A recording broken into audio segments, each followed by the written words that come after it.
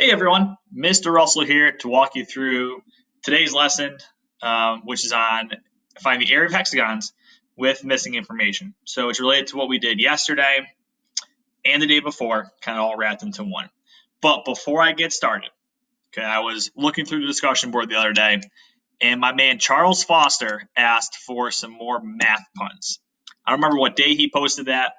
Days just kind of all blend together and don't really make sense anymore.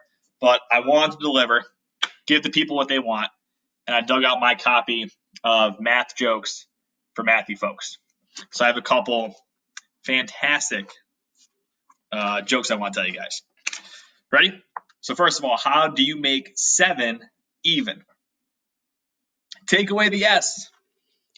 What do you call 3 feet of trash? A junkyard.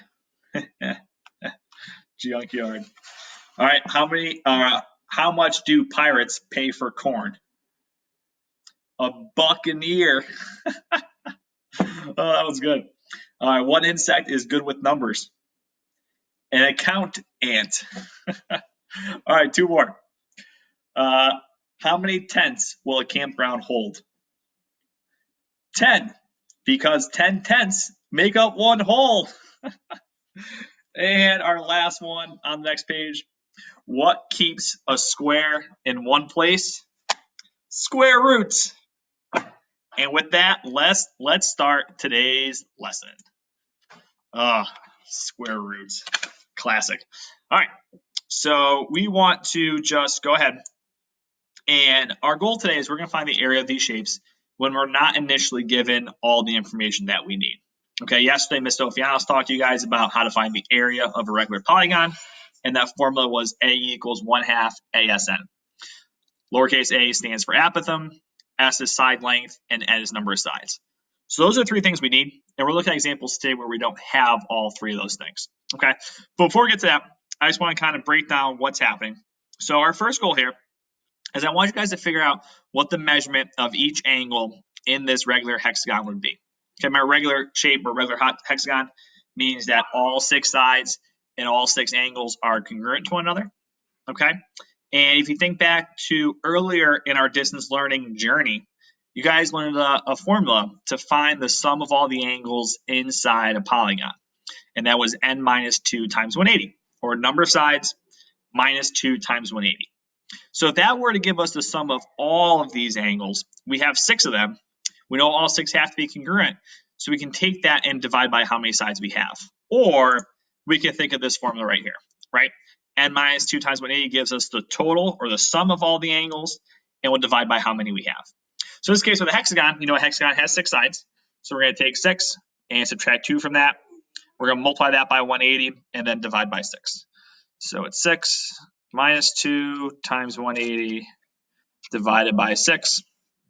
Okay, simplify my calculator. It ends up giving us 120. So that means each angle is going to be equal to 120. Okay, now what we want to do is do something else that Ms. Sofianos talked to you guys about yesterday, and that was drawing in different radii or radius on this shape. It's weird because you think radius associates with a circle, but we can also draw one in a regular polygon. So we're going to draw a couple lines, and those are going to go, again, from each vertex and then through the center. So I'm going to draw one here. Let's say I'm going to go through the center. So that vertex, so pretend that's really like 2 radii, right? From the center to this vertex, from the center to that vertex. I'm going to draw another one. Okay, and one more. And we notice is when I draw in these different radii, okay, each one is dividing the angle that we had originally in half. So this angle down here is 120, right? If I divide it in half, that means each part of it is going to be 60. Okay, and that brings us to our next slide. So if I had my radius, right, center to the vertex, we know this angle here is be 60. I also went ahead and drew in the apothem for you guys. As a reminder, the apothem is the line that goes from the center and then is perpendicular to one of the sides of our shape, right? So this one goes from the center and is perpendicular to this side, which is why I named it the apothem. So apothem, radius, okay, we know this 160. In order for the apothem to be perpendicular, we have to have this right angle. So then what would the other angle in this triangle have to be? Well, all of them have to add 180. We have 90 and 60, which means this one has to be 30. This might look familiar. This is why we went over special right triangles on Tuesday, because now we're going to use our special right triangles to help us find different missing sides in a hexagon. So guys, please take a second and jot that down in your notebook, okay? That in a hexagon, when we have the apothem and radius, it creates a 30, 60, 90 special right triangle. Now, if we were in school, actually in class, okay, there are two other shapes that also use special right triangles. If we had an equilateral triangle, the apothem and my radius also creates a 30, 60, 90. And a square, it actually gives us a 45, 45, 90. But we're not going to do those two today. We're just going to focus on doing problems with the hexagon, okay? So let's look at an example. So it says find the area of the regular polygon. And I gave you guys the 30, 60, 90 relationships over here to help us out later on. Okay, as a reminder, our formula to find the area of a regular polygon is A equals 1/2 ASN. Okay, so A, I work my handwriting, equals 1/2 ASN. For those of you that are confused, I like to use cursive S's because otherwise my normal S's look too much like 5s. Okay, so we got to identify those three things. We need the apothem, we need the length of one of the sides, and we need the number of sides. So of those three things, let's think about what we know from our diagram so far. So I see I have this line from the center to the vertex, but that's a radius, right? The apothem would be the one that drops straight down here, right? So if I didn't draw it in. I thought I did. Oh, there it is. Okay, that we don't know right now. So of our three things, let's see. We don't know what the apothem is. We don't know what one of the sides is, but we do know how many sides we have, right? We're doing hexagons, so it has to have 6 sides. But now we're going to rely on our 30, 60, 90 relationships to help us figure out those other sides. Okay, so the radius here, this is the one that's opposite from our right angle. So that has to be the hypotenuse. So I'm dealing with this kind of length that's 2x. To go from hypotenuse back to short leg, we want to divide that by 2. Okay, divide it by 2. So I'm going to take 2, divide that by 2 to get half of our side length. So over here would be 1.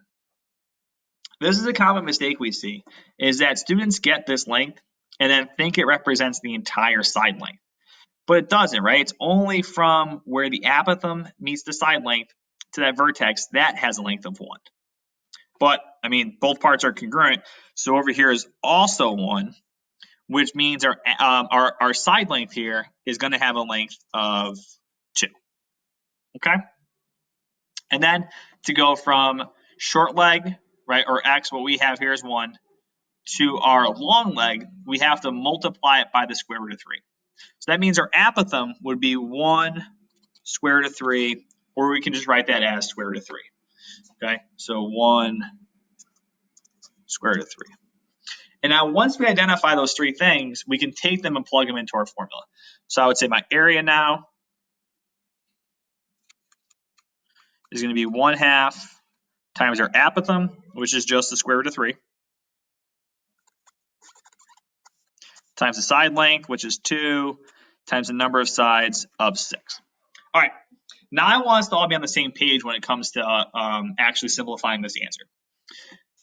So Google Forms does not have an option to submit a square root, so we're going to have to put that into our calculator. So what I want you guys to do first is multiply all the integers, or all the normal numbers together. So we're going to multiply together 1/2 times 2 times 6, and then leave our square root of 3 at the end of that. So that would give us 1/2 times 2 times 6 will give us 6, and we have square root of 3. Okay, so if you have a normal calculator, okay, like I do, you can just plug that into your calculator, right? 6, the square root symbol is above the x squared, so you'd hit second, square root times 3. If you don't, though, let's say you have an iPhone, okay, and you want to plug it into here. What you have to do, okay, here's my nice calculator app. First, turn it sideways, okay? When you do that, you'll notice over here on the left-hand side, there's an option that says, it has a little 2, but 2 square root of x. So the way I'm going to plug this into my phone is say 6 times, I have to kind of input the square root of 3 backwards. So I'm going to hit the 3 first, okay? You guys see that? And then hit the square root symbol, and then hit enter, okay? Because I'm putting the 3, then I'm telling my phone calculator to take the square root of that 3 and then multiply it by the 6 I had inputted originally. And that gives us an area of 10.4. Okay, so we're going to do 10.4. And since we have a label here, we'll label it as feet squared. Okay, in your Google form, guys, I'm just going to ask you to write the number without the label. All right, our second example. Okay, now we want to find the area of this regular polygon. Again, we need 3 things: apothem, side length, number of sides. So let's see, do we know what the apothem is? Yes, we're already given that, and that has a length of 9. Do we know what one of the side lengths is of this hexagon? We don't. Do we know the number of sides? Yes, we do. It's a hexagon. It has 6 sides. Okay, now we're going to think of this shape. Let me draw on the radius and look at the special right triangle. Now this 9 that we're given, or the apothem, is my long leg, right? It's the one that's opposite from my 60-degree angle. So to go from long leg to short leg, we have to divide by the square root of 3. Okay, this one's fun. Because when I divide 9 by square root of 3, we have to do something called rationalize. So we're going to take our 9, which is the length of my apothem, and divide it by the square root of 3. Okay, to do that, we're going to multiply the top and the bottom by the square root of 3. Okay, Miss Lounsbury went over this on Tuesday with you guys. So if you're confused with rationalizing, please go back and rewatch that video. Multiply across, we get 9 square root of 3 over, let's see, square root of 3 times square root of 3 is the square root of 9. The square root of 9 is just 3. And then 9 divided by 3, so this division here is going to give us 3. So we get 3 square root of 3. Okay, now again, what that tells us is that the short leg, or really half of our side, is 3 square root of 3. To get the entire side length, we have to multiply that by 2, and we're going to get a length of 6 square root of 3. So if I multiply by 2, 2 times 3 gives us that 6. Okay, and now we have all 3 parts. Let's plug that into our formula and simplify. So now area of regular polygon is going to be 1/2 A, which is 9, times S, which was 6 square root of 3, times the number of sides of 6. Okay, let's multiply all the integers together first, so all the normal numbers. So 1/2 times 9 times 6 times 6. And that gives us 162, but we still have that square root of 3. So again, now simplify it. If we were in school, I would let you guys just leave it as 162 root 3. But again, we have to round to the nearest tenth for Google. And we get an area of 280.6 units squared. All right. All right, here's what I want you guys to do. Try these next 2 on your own. Okay. I actually made this one a little easier for you guys, so I'll go over that in a second. But pause it. When you finish both, unpause and go over it. Alrighty, welcome back. So for the first one, okay, you should get an area of 41.6. And for our second one, we should get an area of 1,496.5. So let's go over both of those. Okay, so for the first you try. Again, let's draw in our apothem first. So from the center, perpendicular to a side. Okay, we don't know what A is yet. We don't know our apothem. We don't know the side length, but we do know the number of sides is 6. Okay, so right now, this radius is the hypotenuse of that right triangle. Let me draw on my right angle symbol. So to go from hypotenuse to short leg, we have to divide it by 2. So that means that down here would be 2, but the other half would then also be 2, which tells us that the entire side length has to be 4. Okay, and then to get the apothem, we're going to take our short leg and multiply it by the square root of 3. So let's take this 2 here, multiply it by the square root of 3 to get 2 square root of 3. So that's our apothem, would be 2 square root of 3.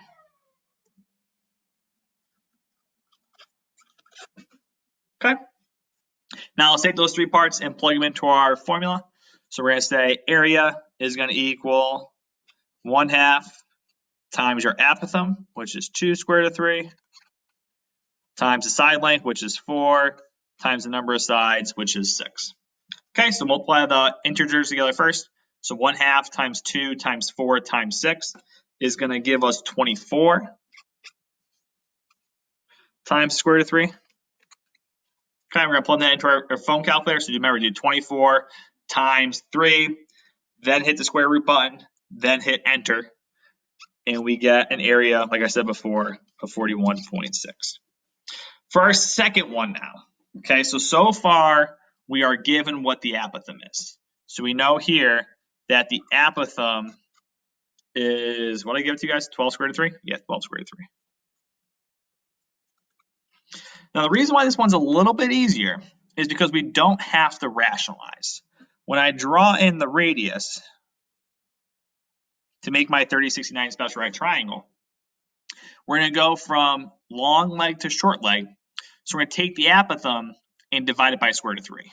When we look at the work for that, though, so if I take the apothem 12 square root of 3 and divide it by a square root of 3, you notice how there's both a square root of 3 on the top and on the bottom?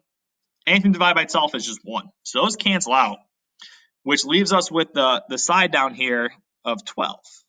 Well, this side also has to be 12, which means the entire side length is going to be 24. And it's a hexagon, number of sides is 6. Okay, so let's take those three parts and plug them into our formula.